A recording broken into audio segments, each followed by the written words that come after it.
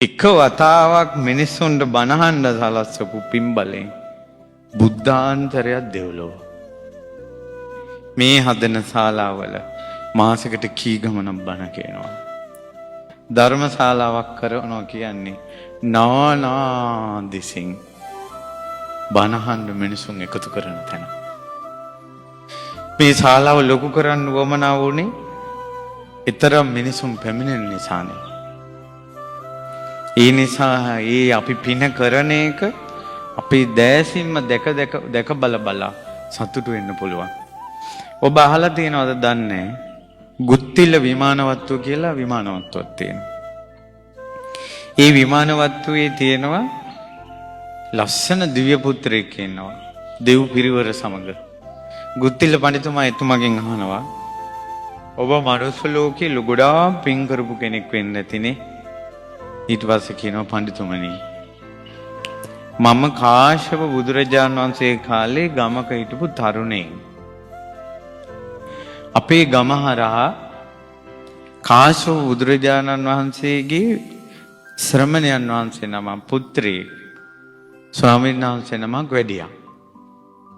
මං ඒ ස්වාමීන් වහන්සේට ආරාධනා කළා ස්වාමීනි අනේ මොහොතක් ඉන්න ඔබ වහන්සේ මේ ශාලාවේ කියලා අම්බලමකාරී උන්වහන්සේ වෙන වඩා හින්දවලා මුළු ගමටම ගෙඩිය ගහලා කෑ ගහලා කිව්වා බණහඬ වරිල්ලා.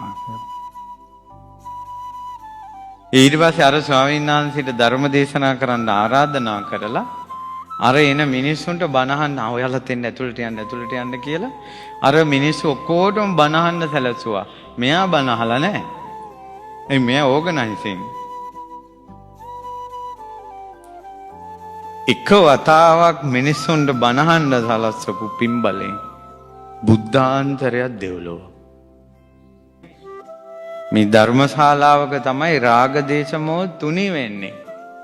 ඉස්කෝලේ රාග දේශ මොහ තුනී වෙන්නේ ඇවිස්සෙනවා. ටියුෂන් ක්ලාස් එකේ රාග දේශ මොහ තුනී වෙන්නේ ඇවිස්සෙනවා.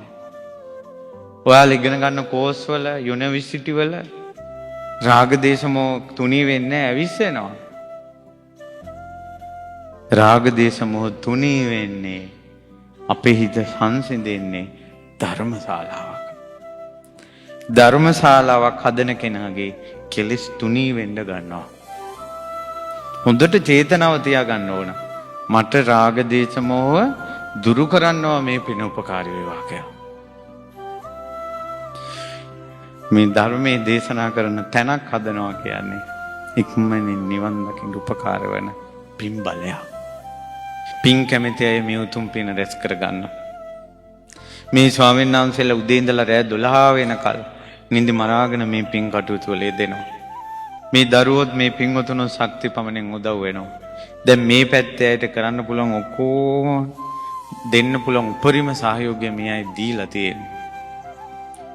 ඒ නිසා මේ ධර්මයේ ඈතක ඉඳලා අහන කෙනෙක් හරි මේ ගාල්ලේ ධම් සභා මණ්ඩපේ ලස්සන ධර්මශාලාවක්. ඇවිල්ලා වටපිට බලලා හිත පහදවා ගන්න බණහන්න කලින් හිත සැනසෙන ශාලාවක්. ඉතින් මෙහි කටයුතු නිමා කර ගැනීමට ඔය කාගේත් පුණ්‍ය චේතනාව පහළ කරත්වා කවුරුත් එකතු වෙත්වා කියන ආශිර්වාදය කරනවා.